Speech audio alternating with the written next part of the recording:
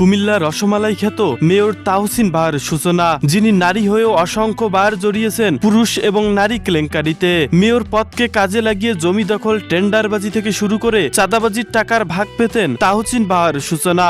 বাবার প্রভাব খাটিয়ে সহজে পেয়ে যান মহানগর আওয়ামী লীগের সাংগঠনিক সভাপতির পদ, যেখানে স্বাধীনতা যুদ্ধের পরবর্তী সময়ে ত্যাগী নেতারাও স্থান পায়নি। ডক্টর তাহসিন বাহার সূচনা কুমিল্লা সদর আসনের সাবেক সংসদ সদস্য ও মহানগর আওয়ামী লীগের সভাপতি অখম বাহাউদ্দিন বাহারের আদরের কন্যা। এর আগে অনেক মেধাবী প্রবীণ নেতাকে ডিঙ্গিয়ে বসেছিলেন কুমিল্লা সিটি কর্পোরেশনের মেয়রের চেয়ারে, যদিও সেই নির্বাচন চরম বিতর্কিত।